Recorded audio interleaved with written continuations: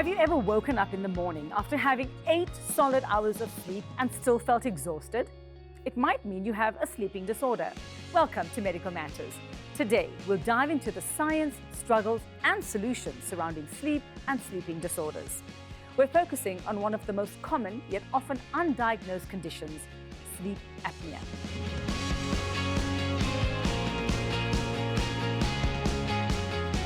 Let's first start off with the importance of sleeping.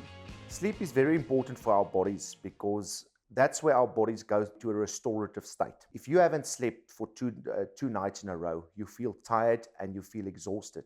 So that's why it's very important to get at least 7 to 8 hours of proper sleep so that our bodies can restore itself.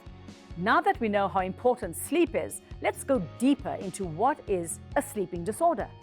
So a sleep disorder is when habits and patterns in our sleep affect us negatively. A sleep disorder basically affects 3 things: the timing of our sleep, the quality of our sleep, and the amount of our sleep. Typical sleep disorders can be insomnia, it can be cognitive issues, or even sleep apnea. Let's delve into sleep apnea with 2 main types, obstructive and central sleep apnea.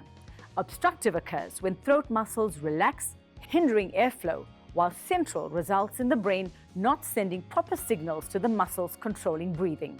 Both types can have serious consequences if left untreated. So the symptoms of sleep apnea is when you wake up and you are tired, although you thought that you slept, but you're still tired, you are fatigued, you have a headache. Your partner, for example, can tell you that you stop breathing throughout the night, that you snore a lot, and that often that you, in the middle of the night, you would wake up choking.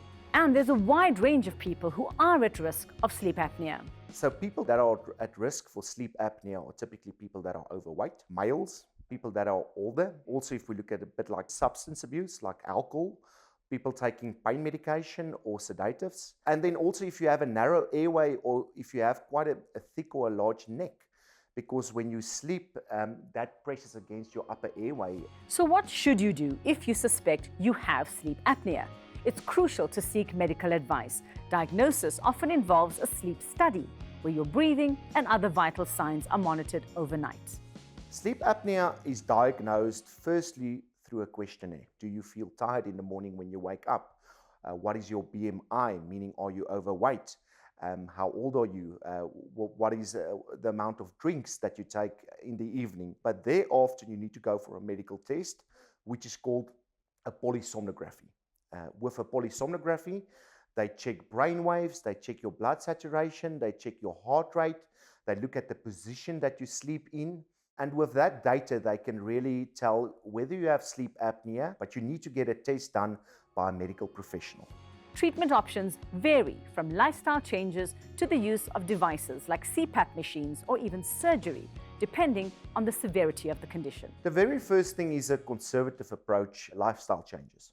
So if you snore a lot because you're taking a sleeping tablet, trying to get you off the sleeping tablet. If you're having 3 or 4 drinks in the evening, stop doing that. That would be a conservative treatment.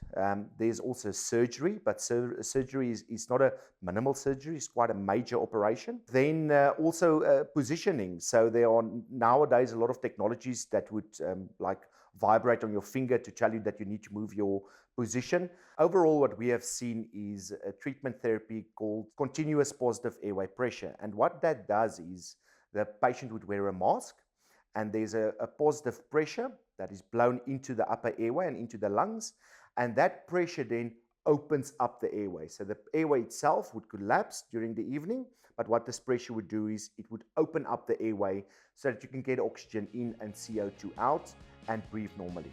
So, if you suspect you or a loved one may have sleep apnea, don't hesitate to reach out to a healthcare professional. Remember, a good night's sleep is essential for a healthy life.